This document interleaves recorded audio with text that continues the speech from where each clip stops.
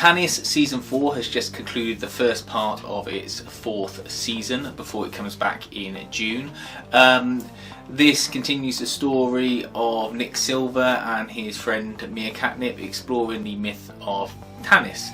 I won't recap the entire story here, I've done it on another video, but ultimately Nick's adventure continues and the story continues to develop. Now there's a level of interest in a person who may or may not be Rasputin and who may have the same abilities as Nick to communicate with the Breach and possibly resolve the now worldwide problem that Tanis is causing.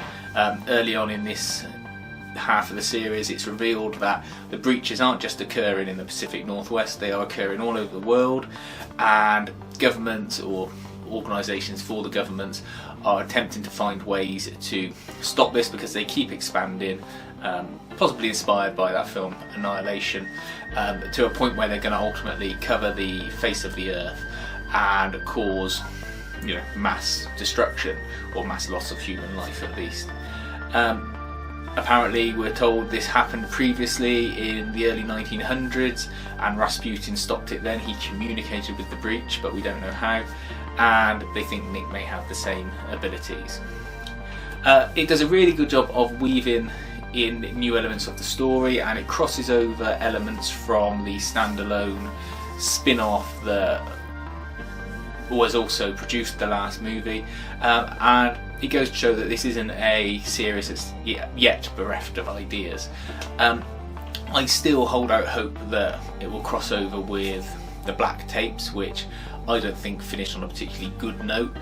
I noticed that there's no reference anymore to the girl from the Black Tapes reading anything or providing any input to this show, whereas previously he would get segments of books or articles read by the girl from the Black Tapes, whose name escapes me now. I want it. This is now taken over by another person at the studio, implying that they're both in the same universe and that she is no longer available for some reason. They're also crossing over of themes and ideas and things such as numbers and music that played a part in the Black Tape. So whether or not that comes to fruition in the second half of this season, it would be fun and interesting if it did. Definitely worth catching up on if you've missed it up till now. One of the best, most interesting podcasts out there from a dramatic story point of view, and it's just good sort of creepy fiction, to the point where each episode, because it's 2 weeks between episodes usually, I'll listen to at least twice, just to make sure that I've absorbed everything, and because you do miss bits and you do need to digest elements of the story because it's so well written.